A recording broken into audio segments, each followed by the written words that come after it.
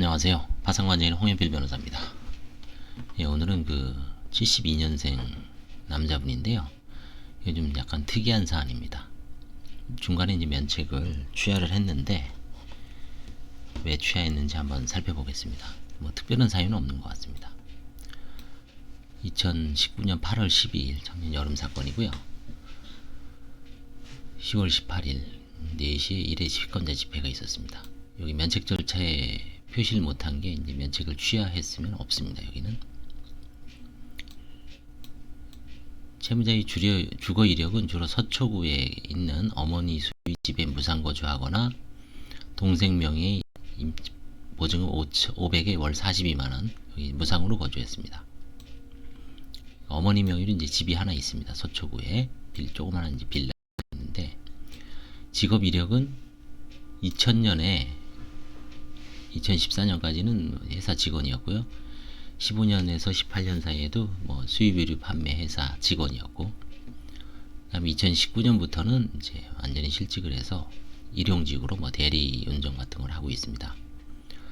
이제 채무자가 파탄 원인에 빠진 이유는 이제 30대에 직장 생활하다가 실직을 해서 카드값이 불어났고 결혼을 좀 국제 결혼했습니다. 이제 동남아 베트남인가요? 거기 하여튼 여성분하고 결혼했는데 이제 이혼을 했고요. 그래서 이제 자녀 하나 데리고 키우면서 뭐 크게 지금 현재 수입은 없는 상황입니다. 2015년 7월에 재판상 이혼했습니다. 그 다음에 이제 가족관계 정보에 의하면 채무자 본인은 47살이고요. 대리기사로서 이제 월 50만원 정도의 수입이 있습니다. 어머니 계시고요. 다음에 이제 아들이 5살 된 아들이 하나 있습니다. 파산 채권은 6,600입니다. 채권자는 뭐 9명. 그래서 대략 뭐 한 1,000에서 2,000 정도 사이에 은행하고 카드가 골고루 섞여 있습니다. 현재 채무자 명의 재산은 보험회학 환급금이 총 390 정도 있는데 이거는 뭐 환가하기에는 좀 힘들어 보여서 그냥 환가를 포기했습니다.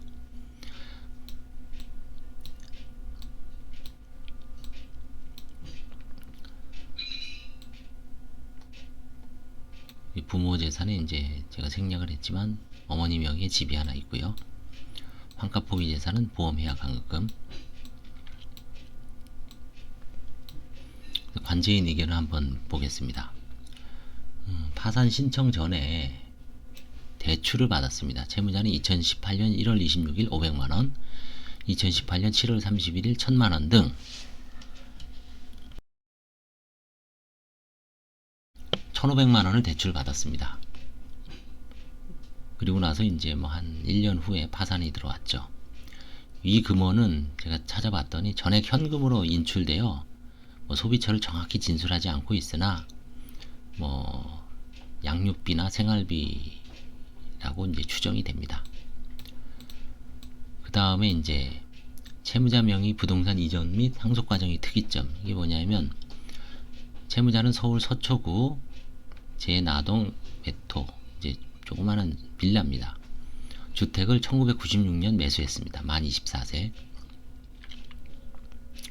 채무자가 아마 부모님이 채무자 명의로 명의신탁이죠. 일종의 매수해 놓고 있다가 약 4년 후인 2000년에 매도를 했습니다. 이때도 만 28세 밖에 안 돼요.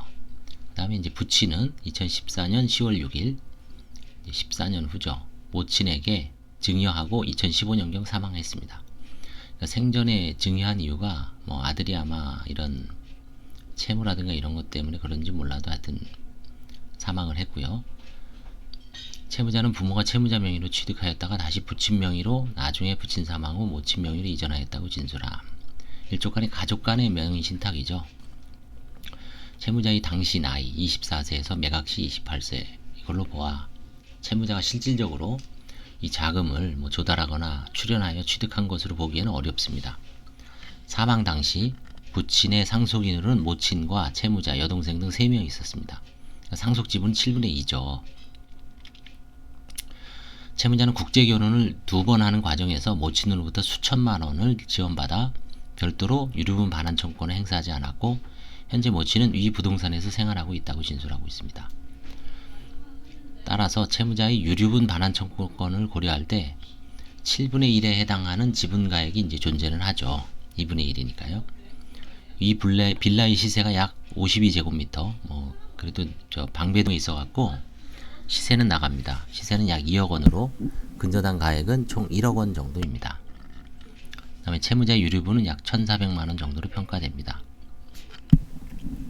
그래서 이게 아마 이 유류분 반환 청구권은 사실 뭐 행사하기는 힘들어도 채무자가 이제 갑자기 취하를 했습니다.